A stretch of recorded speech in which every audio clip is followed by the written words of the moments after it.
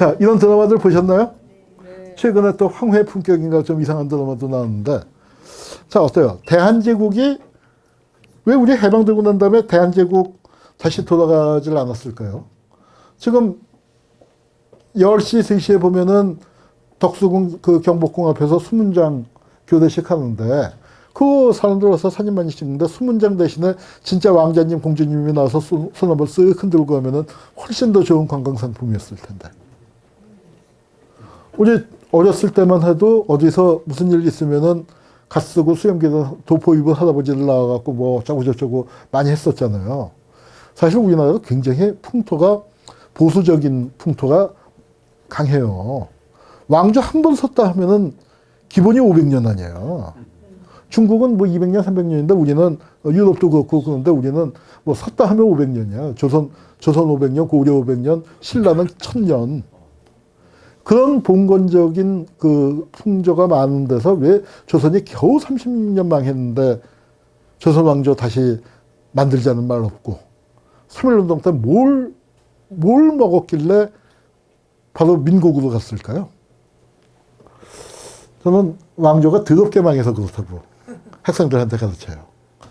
나라가 망할 때도 격조가 있어야 합니다. 여러분, 80년 광주 생각해보세요. 얼마나 처절하게 깨졌습니까? 그런데 장엄하게 깨지니까 우리가 광주에서 다시 살아날 수가 있는 거죠. 여기 어떻게 깨졌냐면 나라가 망하는데 여러분 조선과 일본이 전쟁을 했습니까? 들어보신 적 있어요? 가령 나라가 망할 수밖에 없으면 망해야겠죠. 그런데 나라가 망하더라도 최후의 이진까지 싸우다가 다 전사해서 그렇게 망했던 게 아니란 말이에요. 고종 황제가 이놈들아, 최후의 이진까지 싸우다가 전사하고 일본 놈들이 있었는데 고종 황제가 딱 나서서 이놈들아 여기가 어딘데 들어오느냐, 호통을 치시거나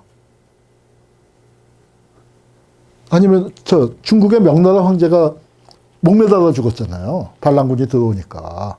그랬더니 조선에서 어쨌거나 300년 동안 제사를 지내줬습니다. 그걸 갖다가 우리가 사대주의다 뭐다 이제 그 비판도 하지만 명나라 황제가 아이고 항복하고 아이고 살려주십시오 했었으면은 누가 제사 지내줬겠습니까? 근데 우리가 어때요? 고종 황제가 말이에요. 하다못해 벽에다가 머리라도 박으면서 500년 종묘사직이 내 대에 와서 망하는구나. 그랬었으면은 지금 덕수궁에다가 고종 황제 머리 박으신 곳, 포토존이 아마 만들어졌을 거예요. 근데 우리 어떻게 망했습니까? 조선이 어떻게 망했습니까? 이 테이블에서 망했어요. 이 테이블에서. 무슨 회사 합병하듯이 물건 사고 받을 때 계획서 찍듯이 도장 찍어서 망한 나라입니다. 500년 된 나라가. 그렇게 더럽게 망했기 때문에 우리가 조선으로 돌아가자는 얘기가 안 나와요. 이게 500년 된 왕조를 팔아먹은 장본인 이현용이지만 도장은 이현용이 이름으로 찍었지만 이현용이는 그때 칼 맞아서 1년 동안 누워 있었어요. 누워 있다가 이제 간신히 기어 나온 거예요. 그러니까 나라를 팔아먹은 실무 책임자는 따로 있었습니다. 이 사람 누구예요? 이인직. 혈흔을 쓴 이인직이에요. 나라 팔아먹은 장본인이면 역사교과서에 나와야겠죠. 나오는데 딴 페이지에 나오죠. 뭐라고 나와요? 신문회의 아버지라고 나오잖아. 나라 팔아먹은 장본인으로 안 나오고. 이게 고종 황제가 돌아가시기 전날 사진입니다. 뭐 상태가 아주 좋은 건 아니지만 오늘 밤에 돌아가실 것 같은 분위기는 아니죠. 자기 발로 왔다 갔다도 하고 있는데. 근데 여자가, 이거 한가인데 이현영이 조카예요. 여자가 독이 든 식혜인지 수정관지를 올렸다 하는 게 이제 정설인데 우리가 확인은 못했죠. 뭐 고종 황제를 부검을 하거나 그런 건 아니지만. 근데 그 당시에는 파다하게 알려져 있었습니다. 고종 황제에 대한 평이 엇갈리는데 저는 부정적으로 생각해요. 저는 이제 고종 황제를 뭐 그래도 열심히 노력을 했었다라고 하는 사람들도 있지만 저는 역할 못했다고 생각합니다. 나라가 망할 때 고종 황제가 자결이라도 하셨어야 아니면 이놈들하고 꽥소리라도 질렀어야 헤이금 일사 사건 그거 보냈을 때 이놈들아 저 사람들은 내가 보낸 충신이야 라고 하시면서 끌려갔었어야 조선 왕조를 그래도 떠받드는데 그런 거 없었어요. 그리고 그 참 무능했다 하더라도 고종 황제가 돌아가셨을 때 조선 사람은 진짜 슬픈 거예요. 조선이 진짜 망한 겁니다. 조선 사람들 가슴 속에서 법적으로는 도장 찍어서 망했겠지만 조선 사람들 가슴에서 진짜 망한 거예요. 왜? 영천왕은 이렇게 됐잖아요. 순종은 아편 잘못 먹어갖고 또 이렇게 띵하게 됐잖아요.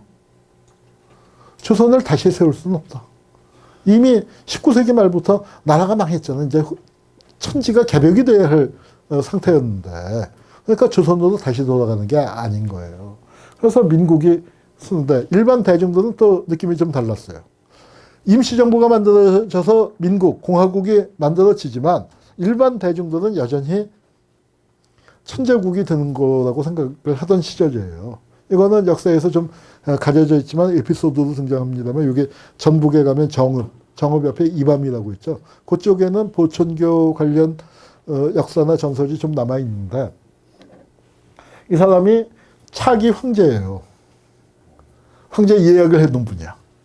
조선이 독립을 하면은 우리 임시정부가 만들어지고 이제 그때부터 대한민국 민주공화국으로 역사는 그렇게 흘러온 걸로 가르칩니다만 그거는 어디까지나 독립운동가 엘리트들 사이에서의 일이고 일반 대중들은 여전히 왕을 뽑는다는 게 상상이 잘 안 가요.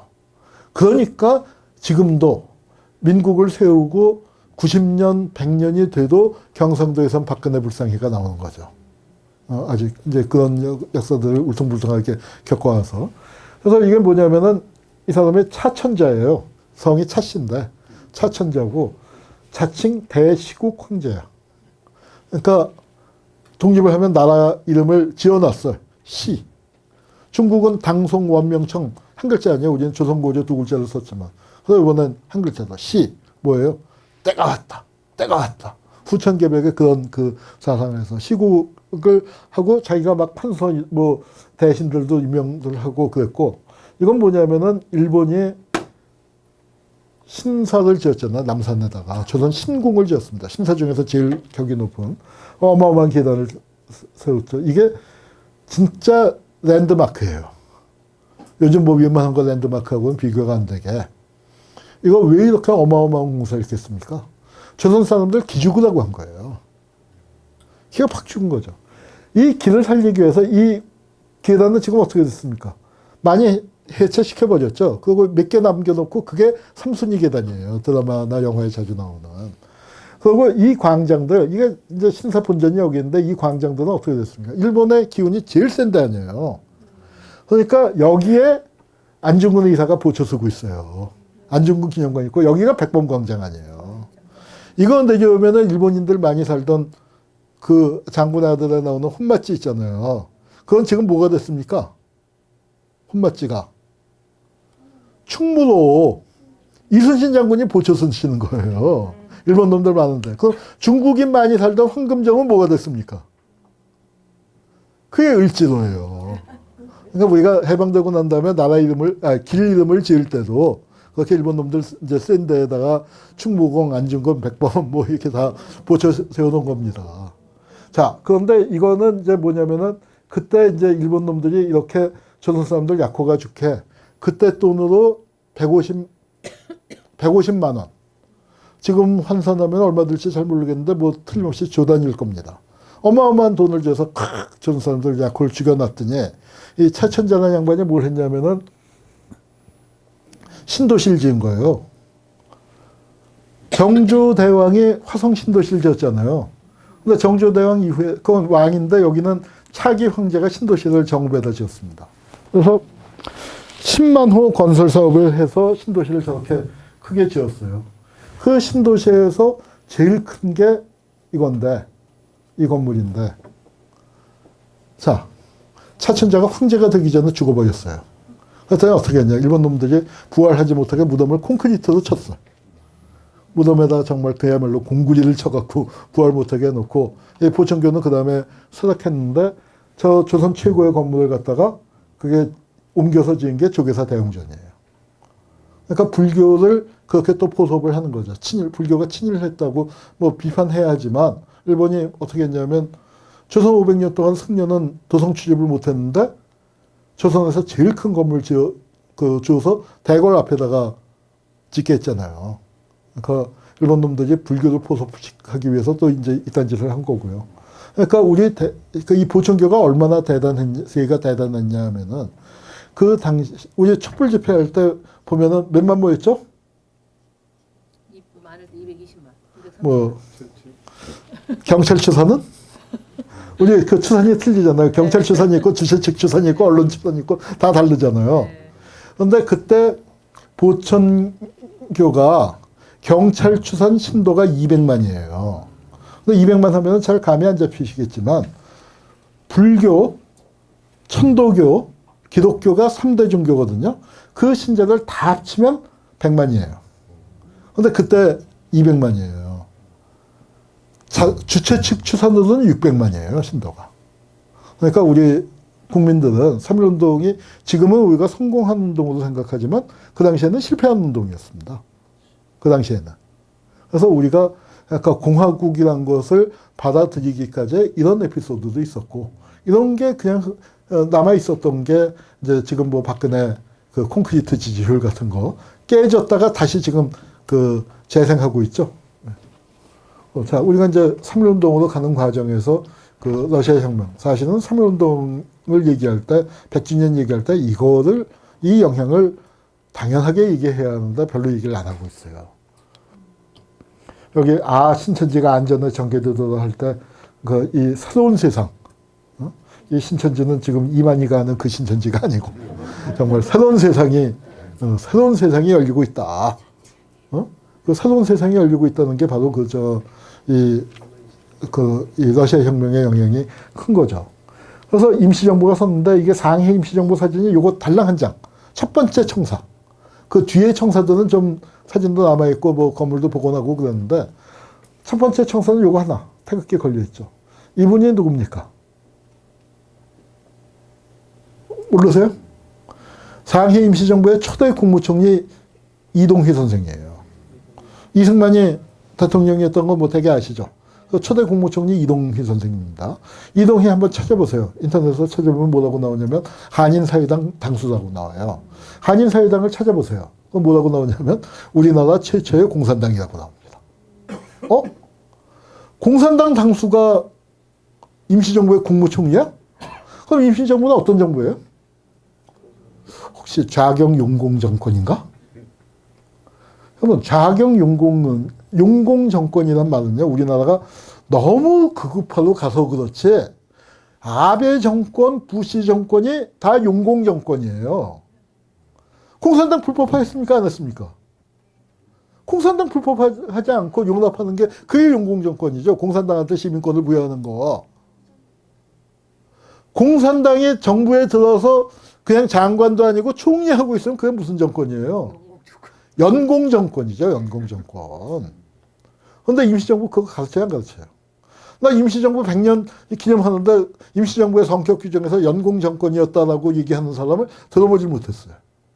사실은 임시정부가 연공정권입니다. 임시정부가 27년을 버텼지만 사실 임시정부로서 좀 중요한 기능을 한 건 앞에 하고 뒤에요. 그런데 그 두 시기는 다 좌우합작 정권이에요. 영화 암살 다 보셨죠?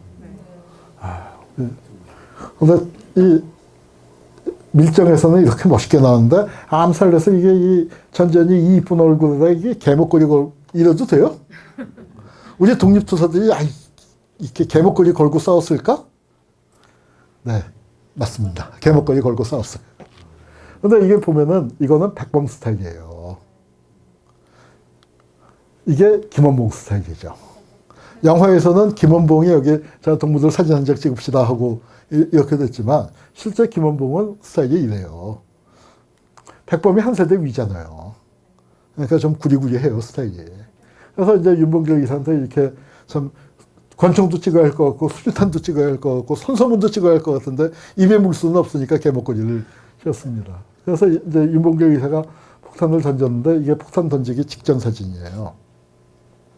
폭탄이 터져서 이 사람 죽고 요 뒤에 있는 사람 가려진 사람 죽고 그 여러 명이 다쳤습니다. 이거는 영상도 남아있어요, 지금. 영상까지 남아있는데, 이 사람이 누구냐면 일본의 상해 점령군 사령관이에요. 일본이 상해를 점령한 직후거든요. 그러니까 일본 최고의 전쟁 영웅인데 윤봉길 폭탄 맞아서 죽으니까 또 일본 놈들이 약이 바짝 오른 거예요. 그래서 윤봉길 의사를 이렇게 사형을 집행했습니다. 보통 사형 집행하고 틀리죠. 보통 사형 집행은 이제 가슴에다 표적지 달고 눈 가리고 멀리서 쏘잖아요. 근데 이거는 윤 의사를 무릎 꿇려놓고 가까이서 딱 한 방을 쐈어요. 영산소가. 이게 사형이 집행된 다음이에요. 총에 맞았는데 총에 맞으면 고개가 푹 수그러져야죠. 일본 놈들이 고개를 기둥에다 바짝 묶어놔서 총에 맞아서 돌아가셨는데 이러고 있는 거예요. 일본 놈들이 뭘 보고 싶었을까요? 이게 칼라였으면 여러분이 확 느끼셨겠죠. 윤봉길 의사가 무릎 꿇고 일장기를 그리고 있잖아요. 이 총을 쏜 시간이 아침 7시 38분이에요. 30분도 아니고 40분도 아니고 8시도 아니고. 왜? 아까 그 시라카와 요시노리가 죽은 시간에 맞춰서 시라카와 요시노리가 사단장을 지냈던 부대에서 이렇게 처형을 한 겁니다. 완전히 퍼포먼스 아트를 만들어버린 거예요.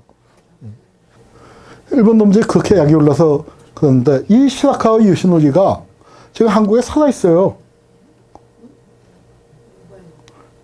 누군지 아시겠어요? 백선엽이. 지금 100살이에요, 100살. 근데 요새도 전쟁기념관에 나온대. 그럼 세월호 사건 때 부모님들이 애들 영정 뛰어들고 그 KBS 쳐들어갔던 거 기억나시죠? 세계에서 가장 슬픈 어버이날이에요. 그날이 5월 8일이에요. KBS가 외국 보도를 하니까 쳐들어갔는데, 그때 사장이 길환영인가? 그 사장이 원래 PD 출신인데, 백선엽 오부작 다큐멘터리 만들어서 사장이 된 자인데, 이 백선엽의 창씨명이 시라카와 요시노리예요. 창씨 개명을 한 것만 갖고는 제가 그거 칠판을 보면 안 된다 그럽니다. 창씨 개명. 여기 계신 분들의 할아버지 할머니도 한 70%, 80%는 창씨 개명 하셨을 거예요. 그래서 창씨 개명, 하도 일본 놈들이 달달 볶으니까, 그렇기 때문에 창씨 개명을 한 것만 갖고는 전 누구 친일파라고 안 하는데, 창씨 개명한 이름을 보다 보면은 띵 해지는 경우가 있는데, 이 사람이 최고죠. 누구예요? 윤봉길 의사가 목숨 바쳐서 죽인 시라카와 요시노리의 이름을 갖다가 썼어요. 그리고 그 이름을 갖고 간도 특설 때, 김일성 항일발치산 토벌하는 부대에 선임장교를 했잖아요. 뭡니까? 불량선임, 못된 조선인 윤봉길에 의해서 시라카와 요시노리 장군이 변을 당했는데, 그 시라카와 요시노리 장군이 못다한 천황폐해에 대한 충성을 내가 이어서 하겠노라.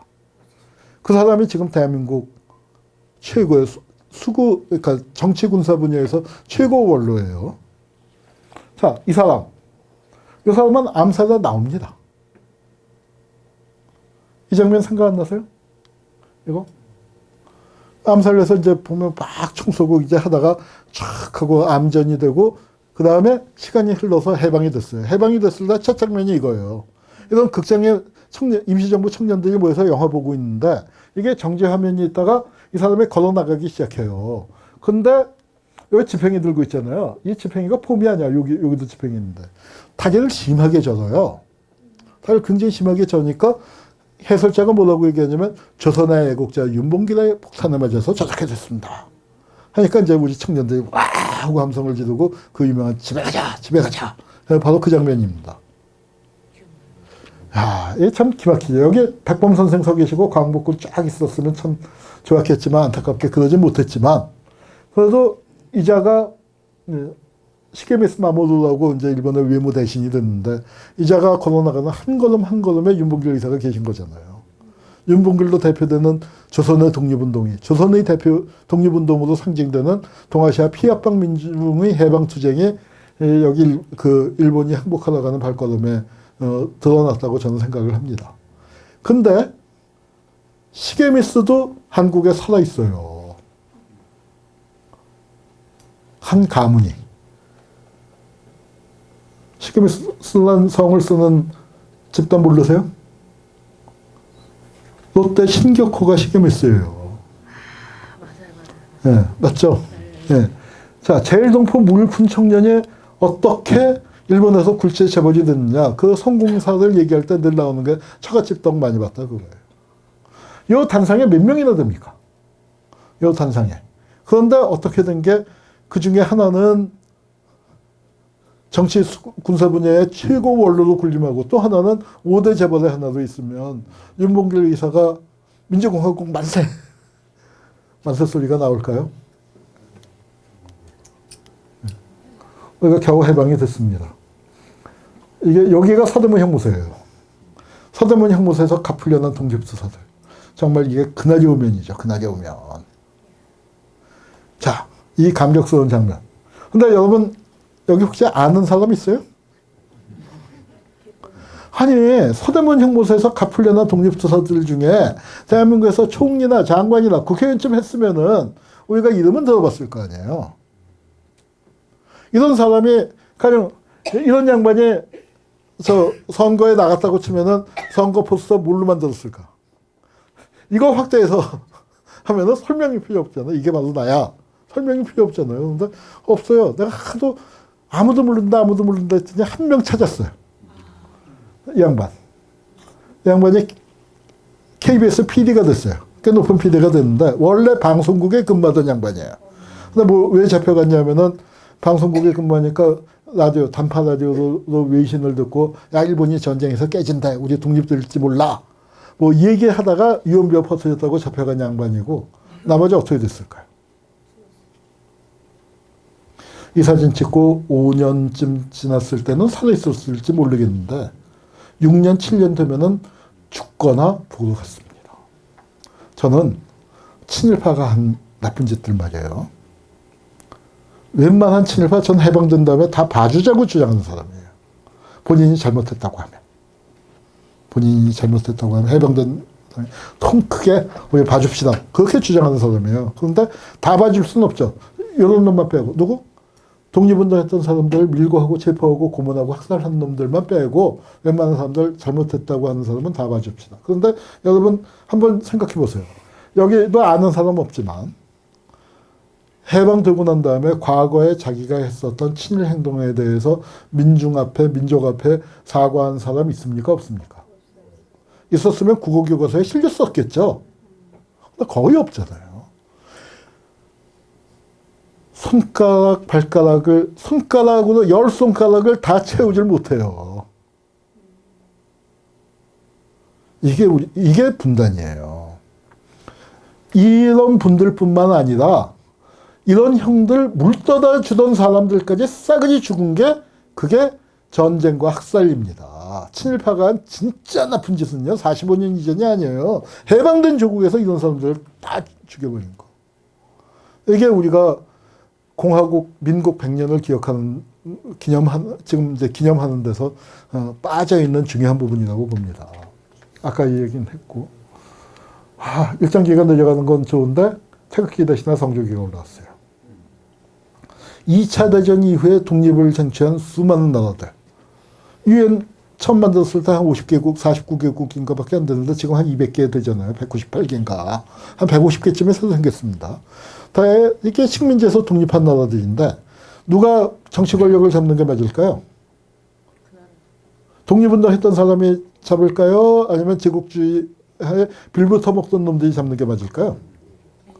독립운동 했던 사람들이 잡는 게 맞겠죠? 거의 대부분 그렇게 됐습니다. 근데 딱 두 나라가 제국주의에 빌부터 먹던 자들이 권력을 장악했어요. 그 중에 하나는 없어졌어요. 어디? 남베트남. 그럼 지구상에서 유일하게 제국주의에 빌붙었던 자들이 권력을 장악한 나라는 어디예요? 대한민국이에요. 근데 이런 말도 안 되는 그 상황이 벌어진 거는 뭐예요? 분단됐기 때문이지. 분단이 안 됐으면 상상할 수 없는 일이에요. 저놈들이 왜 저렇게 한나라당 그 지금 자유한국당 찌꺼기들이 미국까지 가서 북한하고 친하게 지내면 안 돼요. 통일되면 큰일 나요. 라고 얘기하느냐. 바로 여기서부터 이렇게 이어져 왔기 때문인 거죠. 그들의 서식 환경. 공룡이 왜 무너졌겠습니까? 지구상에서 제일 강한 지배자가. 서식 환경이 바뀌니까 살아남지 못하잖아요. 지금 대한민국에서 한반도에서 일어나는 변화는 이 수구 세력들의 서식 환경이 급격하게 변화할 수 있는 그 계기에 우리가 서 있는 겁니다. 자, 이게 이제 민국이 만들어지는 과정에서 중요한 거. 여러분, 임시정부의 법통을 계승했다고 하지만 사실은 임시정부가 어떤 정부를 세우려고 했느냐가 수능시험에 나온 적이 없습니다. 학력고사에. 학력고사 수능시험에 나온 적이 없어요. 어떤 문제들이 나왔었냐 하면은 중국의 도시들을 몇 개 도시 이름 써놓고 임시정부가 도망가는 순서를 맞추래요. 내가 진짜 돌아버리는 줄 알았어. 여러분, 도망이란 건 어떻게 가요? 우왕좌왕 갈팡질팡 가는 거지. 거기 그 순서가 뭐가 중요해요? 가서 10년, 20년 있었던 것도 아니고, 어떤 도시에서는 보따리 제대로 풀르지도 못하고 그냥 다시 들고 도망을 갔는데, 정말로 중요한 거는 그렇게 도망치면서도 어떤 정부를 세우려고 했는가, 그 꿈, 임시정부가 꿈꾼 나라에 대해서는 시험에 나온 적이 없어요. 여러분, 여태까지 지금 이제 한 40대, 50대 오실 때까지 대한민국에서 살면서 시험 숱하게 많이 보셨죠? 기억을 더듬어 보십시오. 재헌헌법에 대해서 물어본 시험 문제 있었던가? 없죠? 재헌헌법이라는 게 뭡니까? 대한민국의 국가 정체성을 담보하는 문건이에요. 이명박근혜 시절에 입만 뻥끗하면 그것들이 국가 정체성이 어쩌고 저쩌고 떠들었잖아요. 이런 좌빨들 또 민주당 이런 거는 국가 정체성이 부족하다고 했는데 그렇게 국가 정체성 찾던 것들이 대한민국의 국가 정체성을 공식적으로 담보하는 이 재헌헌법에 대해서 한마디로 왜 떠들었을까요? 오늘 조금만 읽어보시면 아시겠지만 재헌헌법이 빨개요. 얼마나 빨갛냐? 여러분 앉아 계신 의자보다 더 빨갛습니다. 근데 그럼 재헌헌법을 빨갱이가 만들었나요? 빨갱이들은 대한민국 정부 수립에 전혀 참여 안 했죠. 중간파는요. 백범 따라 남북협상 같죠. 대한민국 재헌헌법은 우파들만 모여서 만들었습니다. 그런데 우파들만 모여서 만든 재헌헌법이 어찌된 일인지 종북 좌빨들이 모여서 만들어서 해산당했다는 통합진보당 강령보다 훨씬 빨개요. 자, 우리 노동 3권 지금도 더럽게 안 지켜지죠. 헌법이 있기는 있는데. 그런데 우린 노동 3권이 아니에요. 노동 4권이에요. 3권만 갖고서는 노동자들이 자기 권리를 자본가에 맞서서 지키기가 어려워. 노동 4권. 뭐냐면 이익분배 균정권이에요. 말은 어렵지만 내용은 같잖아요. 회사에서 이익이 발생하면 노동자가 그 이윤을 논아먹을 권리가 있다는 거예요. 이거 정상적인 자본주의 사회입니까? 84조. 대한민국의 경제 질서는 모든 국민에게 생활의 기본적 수요를 충족할 수 있게 하는 사회 정의의 시작. 정의가 뭐예요? 정의가 먼저 꼭 정의는 무엇인가라는 책이 우리나라 미국보다 많이 팔렸대요. 100만 부가 넘게 팔렸는데 그거 꼭 정의가 뭔지 하버드대 교수한테 물어봐야 돼요. 난 우리 재헌헌법이 훨씬 더 재헌헌법에서 규정해놓은 게 훨씬 더 마음에 들어요. 국민의 생활의 기본적인 수요가 충족되는 게 정의래요. 기본을 어디로 잡느냐는 국력에 따라서 다를 수가 있죠. 뭐 정갱이로 잡느냐, 무릎팍으로 잡느냐, 허벅지로 잡느냐, 허리로 잡느냐, 기본을 어디로 잡느냐는 나라에 따라서 달라질 수 있지만 적어도 무슨 뜻입니까? 생활의 기본적인 수요가 충족돼야 한다는 거. 세무녀 사건 같은 거 없어야 한다는 거죠. 대한민국 국민으로 태어났으면 누구든지 돈 없어서 배고픈데 밥 못 먹는 일 없어야 하고, 돈 없어서 아픈데 병원 못 가는 일 없어야 하고, 돈 없어서 공부하고 싶은데 학교 못 가는 일 없는 그런 세상. 여러분 어떠세요? 그런 세상에서 애들 한번 키워보고 싶지 않으세요? 그런 세상에서 자란 아이들이라면 부모가 좀 돈이 없기로서니 자기가 태어난 집을 흙수저라고 비관하고 자기가 태어난 나라를 헬조선이라고 비관하겠습니까? 우리 독립운동가들이 헬조선 흙수저 물려주려고 독립운동 했겠어요? 그거 아니잖아요.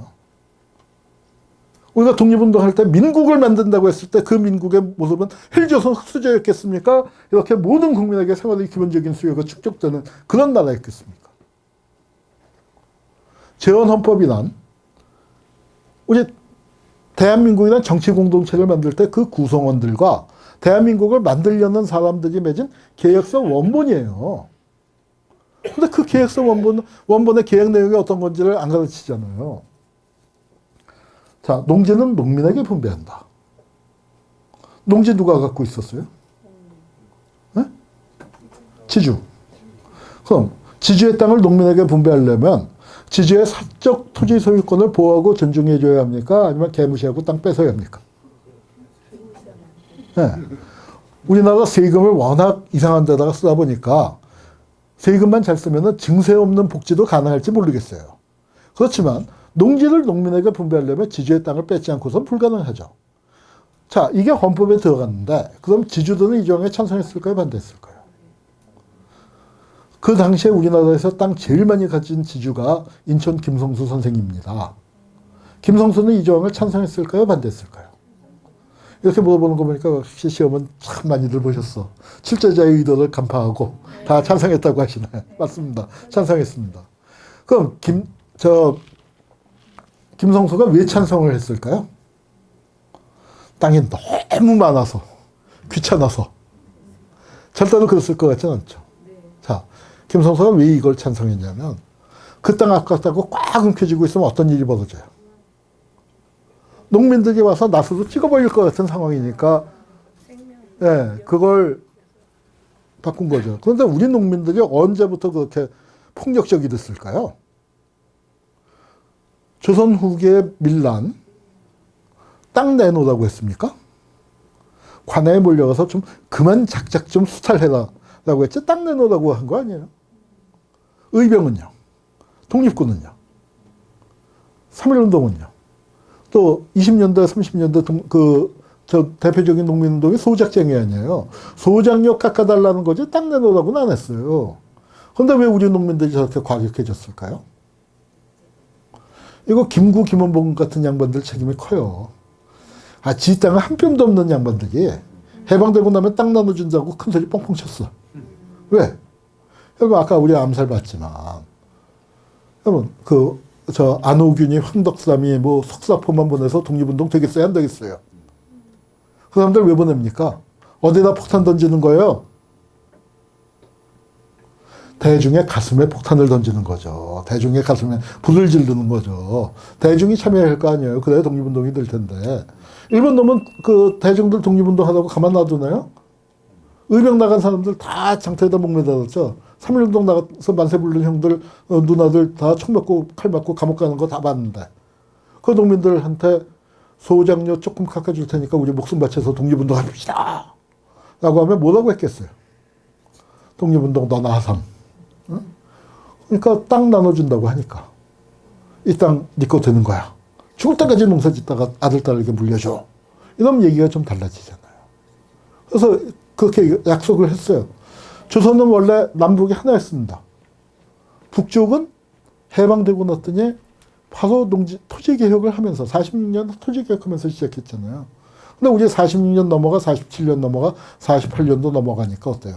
농민들이 부글부글 끓어오르는 거죠. 그러니까 김성수도 이게 가만 뒀다가는 공산혁명이 일어날 것 같으니까 지주들 설득한 거예요. 이봐, 세상이 바뀌었어. 우리 땅 내놔야 할 것 같아. 그런데 김성수가 지주만 설득한 건 아닙니다. 농민도 설득했죠. 해보시게. 여러분들 농사 지을 땅 줄게. 논밭 다 나눠줄게. 그런데 우리 지주들도 먹고 살아야 하잖아. 대지하고 이면은 남겨줘. 북한은 토지개혁을 했는데 우리는 농지개혁만 했어요.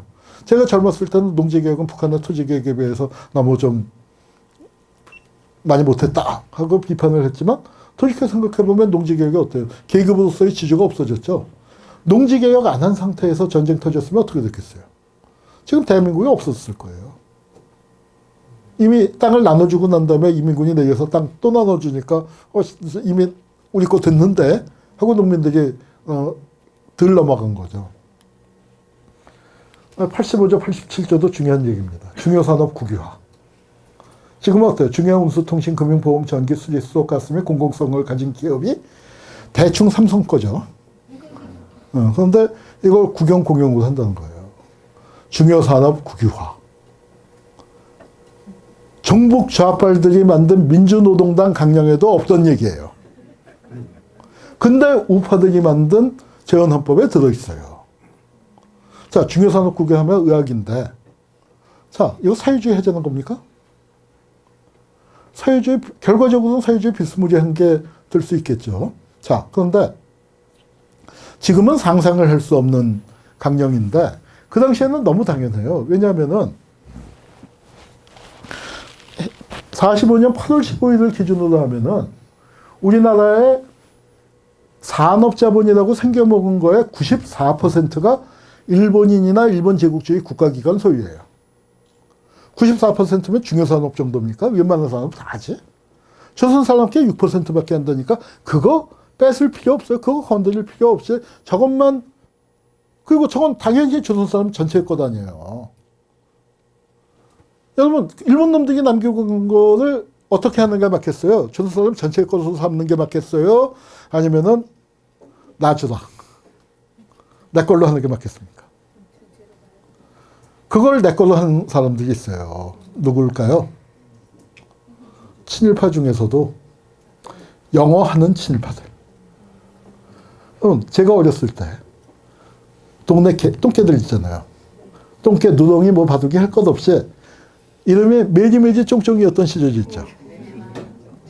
거기에 그 정서는 없는데 이건 어디까지나 저의 그 과감한 학설입니다만 왜 이렇게 대한민국에 매지매지 쫑쫑 그 개 이름이 많아졌을까 생각을 해보니까 이때 전체 민중들의 재산이어야 할 것을 얼른 이름을 메이나 존으로 바꿔서 헤쳐먹은 개 같은 연놈들에 대한 우리 민중들의 소박한 분노가 개 이름을 그렇게 만든 게 아닌가 생각을 합니다. 중요 산업이 국유화되면 뭐가 달라질까요? 참 감이 안 잡혀요. 그리고 또 어디까지가 중요 산업인지도 GDP의 20%로 할 거예요? 아니면 뭐 시총 순위도 뭐 100등까지 할 거예요? 뭐 어떻게 할 거예요? 그러니까 감이 안 잡혀요. 그러니까 그냥 간단하게 삼성전자 하나가 국유화됐다고 생각해 봅시다. 뭐 절차 복잡할 수 있지만 간단하게 삼성전자가 국유화되면 삼성전자의 이익금을 교육이나 복지에다 쓸 수 있을 거 아니에요. 자, 그럼 삼성전자 이익금 얼마 나왔어요? 뭐 맨날 어닝 쇼크다, 뭐 반토막 났다 하면서도 1, 4분기 수익금이 한 15조 나오지 않나요? 뭐 했으면 좋을까요? 저는 대학에 있기 때문에 반값 등록금부터 좀 어떻게 했으면 좋겠어요. 여기 또 학부모들 많으시니까 다 고개 끄덕끄덕 해주시는데 반값 등록금 한 달 얼마쯤 든대요? 12조? 반값 등록금이 6조 몇천억일 거예요. 그러니까 15조면 뭐가 돼요? 무상. 대학 무상교육이 되잖아요. 그러고 좀 남아요. 1, 4분기 수익금으로. 2, 4분기 수익금은 뭐 할까요? 그놈의 말 많고 살만한 그 누리 예산. 그래서 무상 보육을 해야 합니까? 무상 급식을 해야 합니까? 둘 다 해야죠. 아니, 큰 놈 밥그릇 뺏어서 작은 애 젖꼭지 물려줄 수 없잖아요. 둘 다 해야죠. 근데 돈이 없어서 못 한다는데, 얼마 들어요? 그게 4조인가 뭐 3조 5천억인가 그랬죠? 15조면은 그런 거 한 3억에 할 수 있는 거 아니에요? 2, 4분기 수익금으로 그거 했어. 3, 4분기 수익금으로 뭐 할까요? 4, 4분기 수익금으로 뭐 할까요? 이 빨갱이 세상. 중요산업 국유화라는 게 그런 무지막지한 얘기예요. 재헌헌법의 기본 정신. 헌법회의라는 책이 있습니다. 재헌헌법을 기초한 유진호 박사라는 분이 쓴 건데, 저분이, 초대 법제처장이에요. 그 대한민국 헌법을 만들 때 이 양반이 국회에 가서 제안 설명을 하면 한 조항 한 조항 토론해서 유진호 안을 갖고 대한민국 재헌헌법을 만들었습니다. 그리고 초대 법제처장이 돼서 쓴 재헌헌법에 대한 해설서니까 재헌헌법에 관한 최고의 권위 있는, 지금 뭐 수학하면 공송수학, 뭐 수학의 정서, 영어하면 성문종합영어를 뽑지만 그런 것보다 훨씬 더 권위 있는 해설서죠. 거기 나와 있는 얘기인데, 헌법의 경제조항에 대해서 우리나라는 경제 문제에 있어서 개인주의적 자본주의 국가의 체제를 뭐 했어요? 뭘 채택했어요? 네. 어디 가서 민주당 아카데미 갔더니 우리나라가 사회주의를 채택했다라고 수염난 강사가 와서 떠들더라. 절대로 그러면 안 됩니다. 대한민국은 사회주의 채택한 적 없어요. 그건 분명히 하세요. 균등의 원리를 채택했는데 그게 사회주의에 가깝다는 거예요. 그런데 자본주의 시장경제는 어떻게 했어요? 자본주의 국가체제? 뭐였어요? 제가 수능 시험에 들어가면은 요거 괄호 넣기 한번 해보고 싶어. 그렇게 떠들고 다녀서 저를 수능 시험 출제위원으로 한 번도 안 불렀나 봐요. 자, 그럼 우리는 어떻게 알고 있어요? 남한은 자본주의 시장경제에서 이렇게 잘 먹고 잘 살게 됐고, 북한은 사회주의 했다가 쫄딱 망했다고 했잖아요. 근데 안 그렇잖아요. 자본주의 우리가 폐기했잖아요. 우리는 재헌헌법의 기본 정신이 뭐예요? 정치적 민주주의와 경제적 사회적 민주주의를 조화하는 데 있다. 정치적 민주주의라는 게 뭡니까? 이게 자유민주주의예요. 그 자유한국당 애들이 좋아하는. 자유민주주의 하자고 한 거 맞아요. 그런데 자유민주주의만 하자고 하는 게 아닙니다. 경제적 민주주의. 경제적 민주주의가 쉽게 얘기해서 경제민주화 생각해 보세요. 사회적 민주주의는 뭐예요? 힐조선 흑수저 없는 거. 부모의 특권이 자식들에게 그 영향을 미치지 않는 그 봉건적 그 유습을 타파하는 게 사회적 민주주의죠. 70년 전 재헌헌법에 추구했던 게 뭐예요? 지금 우리가 아직도 그 과제를 못했잖아. 민국 100년이라고 하는데 사실 민국 100년에 이거 임시정부가 꿈꿨었던 내용을 재헌헌법에 받아들였죠. 자, 지금 젊은이들 입장에서 볼 때 힐조선 흑수저 살고 있잖아요. 그런 얘기하는 건 젊은이들이 자기 처지를 모르고 봅니까? 막장이라는 얘기죠. 자기 막장 인생 아니에요, 막장. 우리 민주당원 동지 여러분은 막장 드라마 좀 보십니까? 뭐 막장 드라마를 보지는 않으셔도 어떤 게 막장 드라마인지는 다 알고 계시죠. 수천 편의 막장 드라마가 나왔지만 모든 막장 드라마를 관통하는 설정이 있어요. 클라이막스가 되면 뭐가 밝혀집니까? 네, 출생의 비밀이 밝혀지죠. 내가 네 애비다. 내가 네 애미다. 하는데 여러분들이 지금 뭘 보고 계시냐. 재헌헌법을 공부한다는 건 대한민국의 출생의 비밀을 보고 계신 겁니다. 대한민국의 유전자가 출생의 비밀 유전자 검사해보고 혈액형 검사에서 나오는데 우리는 대한민국의 유전자가 자본주의 시장경제인 줄 알았는데 어때요? 정치적 민주주의와 경제적 사회적 민주주의를 조화한 민주주의예요. 한마디로 그걸 줄여서 얘기하면 뭐라고 합니까? 그게 진보적 민주주의예요. 우리 재헌헌법이 진보적 민주주의 헌법이에요. 그런데 대한민국은 지금 진보적 민주주의 얘기하면 어떻게 돼요? 감옥 가요. 통합진보당이 내란 그렇게 해서 해산당했는데 실은 재헌헌법이 진보적 민주주의입니다. 우리 임시정부의 법통을 계승했다고 했죠? 임시정부는 어떤가 한번 볼까요? 백범 선생 말씀입니다. 3.1 혁명운동 이후에 가장 진보적인 민주주의 이상을 갖고 혁명적 정치체제를 수립했는데 그게 임시정부예요. 해방되고 나면 가장 진보적인 민주주의 지배를 수립할 것이다. 임시정부가 진보적 민주주의예요. 지금 우리 헌법에 뭐 비판하는 사람도 있지만 임시정부의 법통을 계승했다고 돼 있잖아요. 재헌헌법은 현행헌법의 아버지죠. 재헌헌법은 임시정부 헌법은 할아버지죠. 근데 그게 진보적 민주주의예요. 그러면은 지금 나의 혈통은 어때야 돼야 돼요? 나의 유전자는. 진보적 민주주의예요. 여러분 진보적인 것에 대해서 조작하지 마십시오.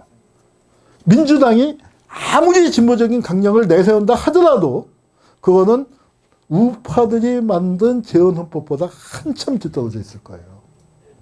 자, 그런데 우리가 왜 재헌헌법이 이렇게? 이래서 재헌헌법을 안 가르친 거예요. 이래서 이 재헌헌법 내용이 이렇기 때문에 안 가르쳤어요. 그런데 우리 다른 거 할 필요 없어요. 여러분들도 빨갱이 소리 듣기 싫죠? 재헌헌법으로 돌아가자고 해보세요. 여러분들이 주장하는 모든 진보적인 주장에 아마 환경 문제 같은 거 뭐 몇 개 빼놓고 여러분들이 주장하는 사회경제적인 그 모든 내용은 재헌헌법보다 보수적인 주장일 겁니다. 정민주당이 주장하는. 그러니까 자신감을 갖고 옛날 보수들, 근데 옛날 보수들 왜 이랬을까요? 1번 약을 먹었다. 돌았다. 근데 그게 시대 정신이에요. 자, 왜냐하면 지금 우리는 대한민국에서 나서 자랐죠. 근데 이때는 이 한반도에 살고 있는 사람들이 전부 다 대한제국 때 태어났거나 일제 때 태어났거나 조선시대에 태어난 사람이라서 대한민국 국민으로서의 국가 정체성을 이만큼도 갖고 있지 않죠. 그런데 뭐가 두 개가 생겨요. 정부가. 학교 앞에 그 여중생들 다니는 여자 중학교 앞에 음식점이 2개가 생기는데 하나는 애들이 좋아하는 분식이나 퓨전 뭐 그런 음식을 파는 데고 또 하나는 최고급 정통 한정식집이 생기면은 애들 어디 가겠어요? 당연히 자기들 입맛에 맞는 곳에 가겠죠. 2개의 경쟁하는 정보가 생기니까 대중들이 바라는 대로 갈 수밖에 없었던 거예요. 어지간하게는 맞춰줘야 할 거 아닙니까? 저는 그래서 대한민국 재헌헌법하고 북한의 인민민주주의 헌법이 아주 비슷하다고 생각해요. 여러분, 재헌헌법은 우리 독립운동가들이 꿈꿨었던 것보다 상당히 오른쪽에 가 있어요. 인민민주주의 헌법은 좀 왼쪽에 가 있어요. 왜냐하면 거긴 사회주의자들, 공산주의자들이 주도했고 우리는 우파가 주도했으니까. 그러니까 임시정부 그런 데서 나왔었던 예컨대 무상교육, 무상치료 같은 게 우리 재헌헌법에 안 들어 있습니다. 그런데 중요 산업이 국유화되어 있으면 어때요? 그까짓 거 아니야. 그까짓 거. 무상교육, 무상치료가 헌법에 명시 안 됐다고 꼭 보수적인 거 아니죠.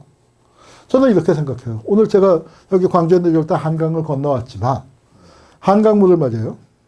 용산에서 한 바가지 뜨나 건너서 노량진에서 한 바가지 뜨나 다 한강물 아니에요.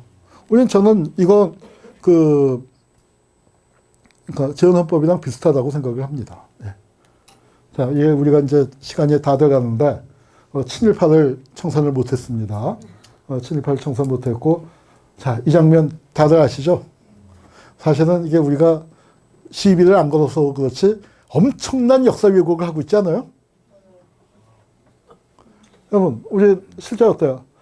친일파가 무죄 받고 풀려 나오니까 안호균이가 총으로 쏴 죽이네요. 우리 현실은 거꾸로죠. 무죄 받고 풀려난 친일파가 안호균을 찾아 죽이죠. 안호균만 죽여요? 백범까지 잡아 죽이는 게 우리 역사였습니다. 우리는 친일 청산에 그냥 실패한 게 아니에요. 친일파 민족 반역자를 청산하자고 주장하던 민족적 양심을 가진 세력이 친일파에게 거꾸로 청산당한 겁니다. 이승만이 한강다리 폭파하고 갔는데, 자, 이게 친일파 두목이었던 김창룡이 이름 들어보셨을 거예요. 자, 김창룡이가 이 안두희 백범 암살범 안두희인데 김창룡이가 자기 배우라는 거예요. 자백을 했어요. 근데 범행 후에 김창룡을 만났더니 안 의사 수고했어라고 칭찬을 하더래요. 누가 안 의사예요? 둘 중에 누가 안 의사예요? 우리나라에 여길 안 의사라고 생각하는 사람들 많은 거예요. 사실은. 안두희 씨가 서북청년단원인데 김구를 처단한 게 의거예요. 의거는 의거를 한 사람이 의사죠. 의사의 가족은 어떻게 해야 돼요? 잘 대우해 줘야죠. 안 의사의 친동생은 뭐 어떻게 됐을까요? 80년대 8년 동안 연세대학교 총장을 지냈습니다. 어느 안 의사의 동생일까요? 네. 안중근 의사 동생이 연대 총장 지냈다는 얘기 못 들어보셨죠? 그 김창룡의 묘가 대전 국립현충원에 있어요. 백범 암살의 배우. 그런데 거기 얼마 떨어지지 않은 곳에 광락원 여사 묘가 있습니다. 백범의 어머님이에요. 그 학생들 데리고 와서 우리 국립현충원이 어떤 곳이라고 가르쳐야 돼요? 네. 이거 얼마 전에 4.19를 지났는데 김주열 열사예요. 눈에 최루탄이 막혔죠. 어떤 자식이었습니까? 마산경찰서 경비주인 박종표가 최루탄을 쐈고 시신을 유기했어요. 바로 이제입니다. 도대체 뭐 하던 놈이길래 이렇게 흉악한 짓을 했나 찾아보니까 반민특위에 잡혀갔었던 악질 헌병이에요. 반민특위에서 무죄받고 풀려났어. 이게 말이 돼요? 반민특위에서 무죄받고 풀려난 놈이 11년대 이런 짓을 한다는 게. 이런 얘기를 하나하나 다 하다가 오늘 밤을 새도 안 될 겁니다. 70년사를 7, 8분 사이에 주파해 보겠습니다. 기가 막힌 사진이죠. 민간인 학살 현장인데 거기서 싹이 돋아요. 저 싹이 뭘까요? 천만 촛불의 출발점입니다. 자, 우리가 어때요? 역사가 변하죠? 우리 지난번, 이번 말고 2012년 선거에서 51대 49로 졌잖아요. 사람들이 코가 쑥 빠졌었는데, 그때 제가 이렇게 얘기했어요. 우리 49%가 0대 0이나 50대 50에서 출발한 거 아니다. 이 정도는 100대 빵 아니에요, 100대 빵. 여기서부터 시작해서 왔어요. 여러분, 우리가 얼마나 징글징글하냐 하면은 엄청나게 당하기도 했지만, 그럼 어때요? 우리가 80년 5월 광주에서 그렇게 당했는데 7년 만에 6월 항쟁을 만들어냈잖아요. 이건 어때요? 한국전쟁 때 이렇게 다 죽었는데 7년 만에 4월 혁명을 만든 거예요. 2차 대전 이후에 독립한 나라 중에서 첫 번째 시민혁명이라고 불리는 4월 혁명이 이렇게 다 죽고 난 다음에 했단 말이에요. 누가 있을까요? 어른들 다 죽었는데. 애들이 했죠, 애들이. 일본 식민지 노예 교육을 받지 않은 첫 세대, 미국식 민주주의 교육을 받았고 한글 교육을 받는 첫 세대가 어마어마한 사건을 친 거예요. 근데 한국 민주주의는 왜 여기까지밖에 못 나갔을까? 이 세대한테 가서 직접 물어보는 게 낫겠죠. 근데 이 세대를 만들려면 어딜 가야 돼요? 4.19 세대 어디 가면 제일 많아요? 박근혜 탄핵 반대 태극기 부대의 주력군이 4.19 세대죠. 이게 참 가슴 아픈 일인데 촛불의 미래는 어떨까요? 복잡하지 않아요? 30년대, 50년대에 촛불 든 사람이 어디 있느냐가 촛불의 미래죠. 우리가 그래도 80년대를 거치면서 80년대 그 100만 학도 어디 갔는가 우리가 늘 궁금했지만 촛불 들어보니까 어지간한 사람들 길바닥에서 오랫동안 못 본 사람들 많이들 보셨죠? 그렇게 다시 모이는 맛이 있었는데 80년, 이 4.19는 안타깝게도 4.19 자체는 위대한 혁명이었지만 그러지 못했습니다. 그 박정희가 나와서 짓밟아버린 거예요. 근데 박정희가 짓밟았지만 또 부글부글 끓어올라요.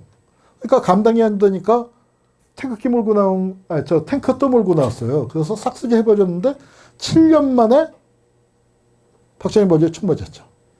그리고 유신 잔당하고 민주세력이 싸운 게 광주인데 시간이 많이 가서 광주 얘기는 안 하겠습니다.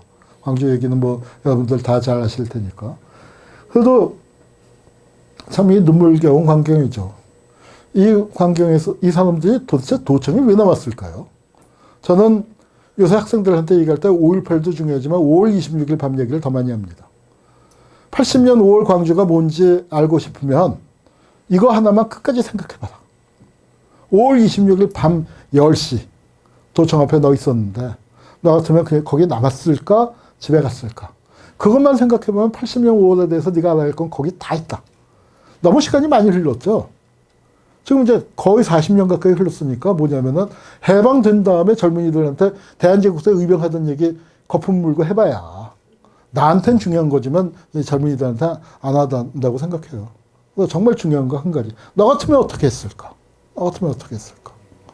자, 이 사람들이 다 여기 남아 있었으면은 전두환이가 아무리 흉악한 놈이라도 탱크 몰고 왔을까요? 다 집에 갔잖아. 집에 간 사람들한테 시내가 외치는 거 아니야. 우리를 기억해달라고. 집에 간 사람들 심정이 어땠을까? 도청에 남은 형들. 뭐 M1, 2차 대전 때 쓰던 M1이나 카빈 갖고 얼마나 버티겠어요. 게임은 끝난 거잖아요. 사는 사람은 살아야 할 거 아닙니까? 근데 남은 사람들 있죠. 뭘 생각하고 남았을까요? 이길 수 있다고? 전두환 물리칠 수 있다고? 그런 바보는 없었을 거예요. 거꾸로 생각하면 이거죠. 다 집에 가면 안 되니까 남았어요. 다 집에 가면. 텅 빈 도청을 내주면 안 되잖아요. 전두환과 그 쫄개들이 웃으면서 거들먹거리면서 그렇게 들어오면 안 되니까 남은 거죠. 도청을 지키려고 남았을까요? 도청을 뺏기는 거 다 알았어요. 그런데 뭐냐? 그렇게 내줄 거면 처음부터 깨갱하고 도망가지. 왜 싸웠어? 지금까지 그렇게 내줘버리면 지금까지 싸운 건 뭐가 되고 여태까지 돌아가신 분들은 뭐가 되냐고. 그걸 지키려고 남은 겁니다. 미스터 선샤인에 참 기가 막힌 데서 나오죠. 뺏길지언정 내주지는 마십시오. 뺏기면 되찾을 수 있지만 내주면 되찾을 수 없습니다. 연애 드라마 쓰던 작가가 어떻게 이렇게 멋있는 기가 막힌 말을 만들었는지 모르지만 전 그게 광주에 남았던 그 분들 뜻이라고 생각해요. 정말 처절하게 패배했죠. 뭡니까? 지금 망울통에 누워 계신 분들이 꽃상에 타고 거기 간 게 아니잖아요. 쓰레기 차에다가 관을 포기 싣고 갔어요. 그렇게 진짜 이런 말로 표현할 수 없을 정도로 참담하게 패배했지만, 근데 그 패배가 뭐예요? 장엄한 패배죠. 이 패배의 의미는 뭐예요? 살아남은 사람들에게 끊임없이 메시지를 던지잖아요. 2017년이 6월 항쟁 30주년이었는데 그때 제가 인터뷰도 하고 뭐 강연도 많이 하고 했는데 6월 항쟁을 한마디로 정의하면 뭐라고 하시겠습니까? 이렇게 얘기했어요. 5월 달에 집에 간 사람들이 6월 달에 다시 나와서 싸웠다. 무슨 뜻인지 아시겠죠? 그래서 이제 6월 항쟁을 치렀는데 전두환 노태우가 이러고 있었던 날이에요. 근데 결국 감옥에 보냈는데 전직 대통령을 두 명이 아니죠. 우리는 2+2. 4명을 감옥 보냈는데 그런 나라 많지 않아요. 그런데 전두환 노태우가 어때요? 이 전두환 노태우고 이 전두환 노태우. 9년이 흘렀습니다. 사실은 87년도에 보냈어야죠. 87년도에 보냈으면은 우리나라의 과거사란 말이 안 나왔을 겁니다. 그때 다 청산되고 7.18 청산도 이렇게 지금까지 이슈가 되지 않았을 겁니다. 7.18 청산을 뭐 45년으로 돌아가서 하겠어요? 지금 남아있는 이런 것들을 청산하면 7.18 청산도 그냥 자동으로 되는 거지. 왜 안 됐습니까? 양김이 분열되는 바람에 안 됐어요. 직선제로, 우리 6월 항쟁 그건 뭡니까? 호언철폐 독재타도 직선제로 민주정치. 6월 달에 여기 출산하신 분들 많이 계신데, 직선제로 해서 선거에서 질 거라고 상상하신 분 계세요? 쳐버렸잖아, 근데. 그리고 민주자유당이 만들어졌습니다. 이 후신이 지금 자유한국당이죠. 여러분 보세요. 자유한국당 때문에 민주주의가 안 된다. 뭐 그래서 자유한국당 해체 청원이 뭐 지금 오늘 40만을 넘어섰다. 뭐 아까 들어오기 전에 뉴스 보니까 그런데 자유한국당이 왜 생겼습니까? 6월 항쟁 때 우리가 실패했기 때문에 생긴 거예요. 6월 항쟁 때 성공했으면 자유한국당, 저 민주자유당 같은 건 생기지도 않아요. 우리가 좋은 기회를 날려먹었기 때문에 생긴 겁니다. 또 우리가 날려먹은 좋은 기회. 김대중 대통령 당선되셨어요. 98년도에. 이때 사실은 우리가 뭐 시간이 없어서 간단히만 얘기하지만 힘이 충분했던 거 아니에요. 민주운동 진영이 반토막이 나버렸잖아요. 김영삼이 저쪽으로 가면서. 그 힘이 충분히 회복되지 않은 상태인데 나라가 망했으니까. 나라가 망했다고 그냥 된 거 아니에요. DJP 연합까지 했으니까. 나라 망하고 DJP 연합했어도 이분이 안 계셨으면 김대중 대통령이 절대로 대통령이 안 됩니다. 우리가 그 고마움을 너무 빨리 잊어버린 것 같아요. 김대중 대통령을 당선시킨 1등 공신이에요. 거기다가 김현철 비기, 이해창 아들 병역 비기까지 합쳐서 한 가지만 갖고 정권이 교체돼도 이상할 거 없는 일이 5개, 6개가 합쳐져서 겨우 39만 표 차이로 이긴 거예요.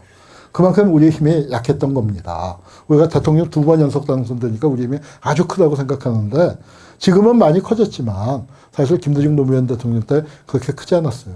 그럼에도 불구하고 정권을 잡았으면 개혁을 제대로 했었어야지. 김대중 대통령의 업적이 많지만 참 안타까운 게 뭐냐면 재벌 개혁을 못했잖아요. IMF가 재벌 개혁하라고 했어. 근데 타이밍을 놓치다 보니까 재벌 해체가 재벌 규제가 되고 재벌 규제가 재벌 개혁이 되고 그게 경제 개혁이 되고 경제 민주화가 되고 경제 민주화는 재벌 개혁을 하는 거야 마는 거야 하다가 경제 민주화마저 사라졌죠. 그러고 뭐가 나왔습니까? 노동 개혁이 나왔어. 우리가 재벌을 해체해도 시원찮을 판에 재벌이 우리를 개혁하겠다는 거예요. 뭐냐면 재벌 개혁의 찬스를 놓치니까 그렇게 돼요. 우리가 또 놓친 찬스가 뭐예요? 이게 임종석이고 유시민이에요. 김근태, 정동영, 김희선이고 탄핵되던 날 우리가 울부짖었죠. 그런데 다음 날부터 정신을 차렸어. 오히려 잘 됐다. 다음번 총선에서 보자. 다음 날부터 우리가 이제 촛불 들면서 분위기를 잡았습니다. 그리고 총선에서 어떻게 했어요? 열린우리당이 단독 과반수를 했어요. 3배 뻥튀기 했던 거 기억하시죠? 민주노동당이 10석을 얻어서 제3당이 됐습니다. 민주당은 완전히 찌그러졌었어요, 그때. 그리고 단독 과반수를 했어요. 열린우리당 단독 과반수에 민주노동당 더불어 10석. 민변 출신 대통령에, 국정원장에, 법무장관에, 원내대표에 국가보안법 위반으로 감옥 갔다 온 국회의원이 30-40명이 됐어요. 선출되는 권력을 민주개혁 진영이 다 잡았습니다. 그런데 어떻게 됐어요? 국가보안법 하나를 폐지시키지 못했습니다. 역사 복잡하지 않아요. 그랬더니 어떻게 됐어요? 딱 이렇게 하고 만세 부르는데 딱 3년 뒤에 어떻게 됩니까? 정권 내주잖아요. 5년 뒤에 노무현 대통령 돌아가시잖아요. 7년, 8년 지났더니 헬조석 수저라는 희한한 말이 우리 사회를 쫙 도배했잖아요. 딱 10년 지나니까 어떻게 됐어요? 그 우리가 폐지 못한 국가보안법 갖고 여기 민주노동당의 후신인 통합진보당이 해산당하잖아요. 우리가 힘들었던 거는 찬스를 못 만들어서 아니에요. 여기 여러분들 산증인제는 우리가 얼마나 출산하시면서 뭐 우리가 무슨 부귀영화를 누렸습니까? 얼마나 길바닥에서 헌신적으로 싸웠습니까? 그런데 왜 민주주의가 여기까지밖에 못 왔냐? 우리가 좋은 찬스를 말아먹어서 그래요. 우리가 제일 잘한 건 뭐예요? 제일 많이 한 거. 죽 써서 개주기. 다 하시네. 여러분 이번에 어때요? 죽은 보글보글 끓어가지 않아요? 또 개 주실랍니까? 이번에 개 주고 나면은 뭐가 얻을까요? 나는 파시즘이 올 것 같아요. 파시즘이. 우리가 그나마 이번에 찬스를 살릴 수 있었던 건 세월호. 세월호판 살아남은 자의 슬픔이 작용을 한 거죠. 80년 광주는 우리가 못 본 사람이 전 국민 중에 수두룩 아니에요. 근데 이건 다 지켜봤으니까. 어떻게 대한민국이라는 나라가 유리창 한 장 깨질 못하고 애들 한 명을 구하지 못하는가? 이게 나라인가? 그런데 나라가 왜 이 모양인지를 알고 그랬잖아요. 우리 그 역사를 한 장으로 정리해봤습니다. 축구에 보면은 해석자 그러죠. 안타깝습니다. 저건 8만 되면 되는데. 우리가 그 8만 되면 된 찬스를 얼마나 놓쳤는가를 보세요. 해방 후에 친일 청산에 실패한, 이거 말이 돼요? 6월 항쟁 때 직선제도 선거에서 진다는 거 말이 돼요? 위헌위기 때 재벌개혁 못한다는 거 상상이나 해봤습니까? 탄압 때 개혁제도를 못할 거 상상이나 했습니까? 그리고 우리가 지금 다시 이런 역사적 찬스를 맞이했습니다. 이 찬스를 또 놓치시겠습니까? 이번에 찬스 놓치면 그건 진짜 역사의 중대한 죄인이 되는 거예요. 민국 100년 우리가 결국 뭘로 마무리해 줘야겠습니까? 그 민국 100년 전에 우리가 꿈꿨었던 거 제대로 좀 해봐야 할 거 아닙니까? 젊은이들이 기 좀 피고 살 수 있는 나라 그거 만들어 줘야죠. 우리 이제 뭐 요건 한 1, 2분 정도만 이제 서비스. 자, MB가 감옥을 갔는데 MB가 처음 감옥 간 거 아니죠? 젊었을 때 감옥 갔다는 얘기 들어보셨죠? 근데 무슨 죄로 갔냐면 내란죄로 갔어요. 우리 내란죄를 자주 써먹었는데 이거 이제 학생들한테 이 사진을 보여줄 때 제가 누구라고 얘기 안 하고 아는 사람 없냐? 했더니 다들 박명수 욕을 해요. 네, 그 옆에 MB입니다. 근데 MB가 무슨 죄로, 내란죄로 갔는데 MB 공소장이에요. 배고파 못 살겠다. 악덕재벌 잡아먹자. 재벌 업자비도 우리가 알고 있는 MB의 젊은 시절 구했습니다. MB가 20대 시절에 자기를 기억했으면 나이 들어서 저 감옥까지 갔겠습니까? 박종철의 빈소를 지키는 이 핸섬한 젊은이 누굴까요? 군사독재 물러가다 농성을 하고 있네요. 네, 노르패스의 김무성이에요. 김무성이가 이랬었어요. 자, 우리 박종철이 왜 죽었습니까? 선배 숨겨줬다고 죽은 거 아니에요. 그 선배 박정훈. 나로 인해서 박종철이 죽었으면 나는 어떻게 살았어야 할까요? 박정훈을 위해서 내 인생을 종처제에 못다한 삶을 대신 산다는 기분으로 종처제와 함께 갔어야 할 것 같은데 이명박과 함께 갔네요. 김문수와 함께 박근혜와 함께 가고 있네요. 응? 이것도 그 유명한 사진이죠. 87년을 대표하는 사진인데 종처제에 영정을 들었었던 이 학생은 어떻게 됐을까요? 한나라당 구의원을 했네요.